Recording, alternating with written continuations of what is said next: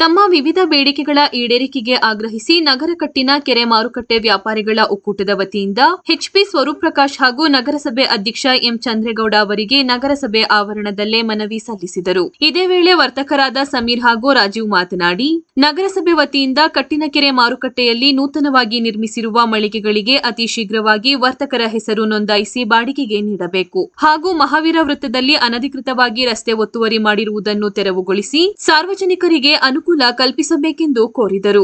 ಕಟ್ಟಿನಕೆರೆ ಮಾರುಕಟ್ಟೆಯಲ್ಲಿ ಸರ್ಕಾರದ ವತಿಯಿಂದ ಸಾಕಷ್ಟು ಹಣ ವ್ಯಯ ಮಾಡಿ ನೂತನವಾಗಿ ಮಳಿಗೆಯನ್ನು ನಿರ್ಮಿಸಲಾಗಿದೆ. ಆದರೆ ಅವುಗಳನ್ನು ವರ್ತಕರ ಹೆಸರಿಗೆ ನೋಂದಾಯಿಸಲು ವಿಳಂಬ ಮಾಡುತ್ತಿರುವುದು ಏಕೆ ಎಂದು ಪ್ರಶ್ನಿಸಿದರು. ಮಹಾವೀರ ವೃತ್ತದ ಸಮೀಪ ಸ್ಥಳೀಯ ಸಂಸ್ಥೆ, ಜಿಲ್ಲಾಡಳಿತ ಹಾಗೂ ಸರ್ಕಾರದ ವತಿಯಿಂದ ಸುಂದರವಾದ ರಸ್ತೆ ಹಾಗೂ ಪಾದಚಾರಿ ಮಾರ್ಗ ಮತ್ತು ವಿದ್ಯುತ್ ದೀಪಗಳನ್ನು ಅಳವಡಿಸಲಾಗಿದೆ.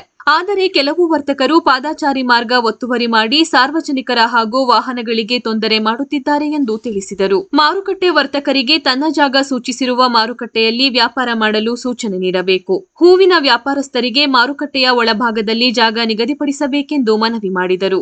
ಇದಕ್ಕೆ ಶಾಸಕ ಸ್ವರೂಪ್ ಪ್ರಕಾಶ್ ಪ್ರತಿಕ್ರಿಯಿಸಿ ಅತಿ ಶೀಘ್ರವಾಗಿ ಸಮಸ್ಯೆ ಬಗೆಹರಿಸುವ ಭರವಸೆ ನೀಡಿದರು.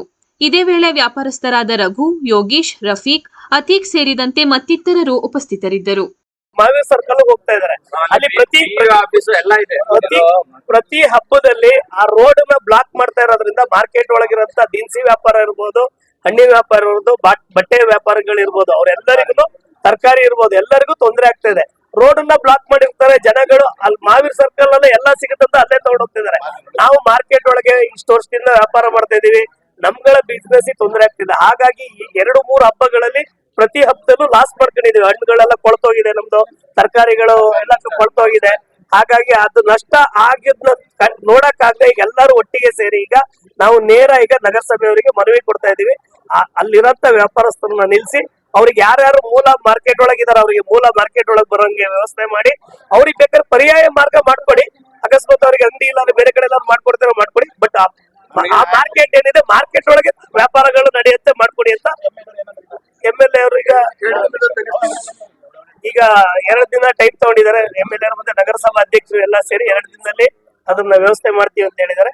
2 ದಿನ ಆಗ್ಲಿಲ್ಲ ಅಂದ್ರೆ ವರ್ತಕರು ಏನ್ ನಿಶ್ಚಯ ಮಾಡ್ತಾರೆ ಮಾರ್ಕೆಟ್ ವರ್ತಕರು ಅದ್ರ ತರ ನಾವು ರಾಜೀವ್ ನಗರ ಕಟ್ಟಿಗೆರೆ ಮಾರ್ಕೆಟ್ ವ್ಯಾಪಾರಿಗಳ ಒಕ್ಕೂಟದಿಂದ ನಗರಸಭೆಗೆ ಒಂದು ಮನವಿ ಕೊಡೋಕೆ ಇವತ್ತು ಎಲ್ಲ ವರ್ತಕರು ಎಲ್ಲ ಅಂಗಡಿಗಳು ಎಲ್ಲ ಬಂದ್ ಮಾಡಿ ಬಂದಿದ್ದೀವಿ.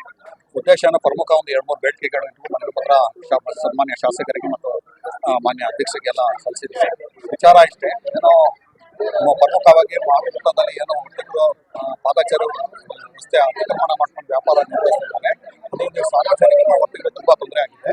ಕಾರಣ ಇಷ್ಟೇ, ಏನೋ ನಗರಸಭೆ ವತಿಯಿಂದ ನೂತನವಾಗಿ 89 ಅಂಗಡಿಗೂ ಮಾಡ್ಕೊಟ್ಟಿದ್ದಾರೆ. ಅದೇ ಶೇಕಡ 40-50% ವರ್ತಕರೇ ಅಲ್ಲಿ ಹೋಗಿ ಅತಿಕ್ರಮಣ ಮಾಡ್ಕೊಂಡು ವ್ಯಾಪಾರ ಮಾಡ್ತಿದ್ದಾರೆ. ಅವರು ಜಾಗ ಬಿಟ್ಟು ಎಲ್ಲ ಮಾಡಿದ್ರೆ ತುಂಬಾ ಸಮಸ್ಯೆ ಆಗಿದೆ. ಏನೋ ಆದಷ್ಟು ಬೇಗ ನಗರಸಭೆ ಮಾಡಿಸಬೇಕು. ಪಾದಚಾರಿ ಮಾರ್ಗ ಉಳಿಸಬೇಕು. ಪರ್ಯಾಯವಾಗಿ ಹೂವಿನ ವ್ಯಾಪಾರ ನಿಗದಿ ಮಾಡಿದ್ರು. ಆ ಉದ್ದೇಶದಿಂದ ಕಟ್ಟಿಗೆರೆ ಮಾರ್ಕೆಟ್ ಅಲ್ಲಿ ಜಾಗ ನಿಗದಿಪಡಿಸಿ ಅನುಕೂಲ ಮಾಡಿಕೊಂಡು ಇನ್ನೂ ಒಳ್ಳೆಯದಾಗಿತ್ತು. ಮತ್ತೆ ಸುತ್ತಮುತ್ತ ಸರ್ಕಾರಿ ಕಚೇರಿಗಳು ಇವೆ, ತುಂಬಾ ತೊಂದರೆ ಆಗ್ತಾ ಇದೆ ಅಂತ ಬಹಳಷ್ಟು ಮೌಖಿಕ ದೂರುಗಳು ಬರ್ತಾ ಇದ್ದೇವೆ. ಅದು ಕೂಡ ನಗರಸಭೆಯವರು ಮತ್ತು ಶಾಸಕರು ಗಮನ ತಗೋಬೇಕು. ಪರ್ಯಾಯವಾಗಿ ಹಬ್ಬ ಟೈಮಲ್ಲಿ ಏನೋ ಪೊಲೀಸ್ ಡಿಪಾರ್ಟ್ಮೆಂಟ್ ನಗರಸಭಾ ವತಿಯಿಂದ ಬ್ಯಾರಿಕೇಡ್ ಹಾಕಿ ಅಲ್ಲಲ್ಲೇ ಲಾಕ್ ಮಾಡ್ಬಿಡ್ತಾರೆ. ಈಗ ಸಾವಿರಾರು ರೂಪಾಯಿ ಬಂಡವಾಳ ಹಾಕ್ಬಿಟ್ಟು ಕಟ್ಟಿಗೆರೆ ಮಾರ್ಕೆಟ್ ಅಲ್ಲಿ ಹಬ್ಬ ದಿನಗಳಲ್ಲಿ ವ್ಯಾಪಾರ ಆದ ಸ್ವಲ್ಪ ಸಾಲ ಏನೋ ತೀರಿಸ್ಕೋಬಹುದು ಅಂತ ಉದ್ದೇಶದಿಂದ ಕೂತಿರುತ್ತೆ. ಅದೇ ಅಲ್ಲಿ ಲಾಕ್ ಮಾಡಿದ್ರೆ ತುಂಬಾ ತೊಂದರೆ ಆಗ್ತಾ ಇದೆ. ಜೀವನಕ್ಕೂ ತುಂಬಾ ತೊಂದರೆ ಆಗಿದೆ. ಇದನ್ನು ಬಹಳಷ್ಟು ಗಂಭೀರವಾಗಿ ಪರಿಗಣಿಸಬೇಕು ಅಂತ ಕೇಳ್ಕೊತಾ ಇದ್ದೀವಿ. ಮತ್ತೊಂದು ವಿಚಾರ, 290 ಮಳಿಗೆಗಳು ಏನೋ ನಗರಸಭಾ ಮಂಡಳಿಯಿಂದ ಕಟ್ಕೊಟ್ಟಿದ್ದಾರೆ. ಅದು ಅಧಿಕೃತವಾಗಿ ನಮ್ಮ ವರ್ತಕರಿಗೆ ನಮೂದಿಸಬೇಕು, ಹೆಸರು ನೋಂದಾಯಿಸಿಕೊಳ್ಳಬೇಕು, ಮತ್ತೆ ಬಾಡಿಗೆ ನಿಗದಿ ಮಾಡಬೇಕು ಅಂತ ಕೇಳ್ಕೊತಾ ಇದ್ದೀನಿ. ಮಹಾವೀರ್ ಸರ್ಕಲ್ ಅಲ್ಲಿ ದ್ವಿಚಕ್ರ ಮತ್ತು 4 ಚಕ್ರ ವಾಹನಗಳಿಗೆ ಒಂದು ನಿಲ್ಗಡೆ ಅವಕಾಶ ಮಾಡ್ಕೊಡ್ಬೇಕು ಈ ಮೂಲಕ ಮನವಿ ಮಾಡ್ತಾ ಇದ್ದಾರೆ.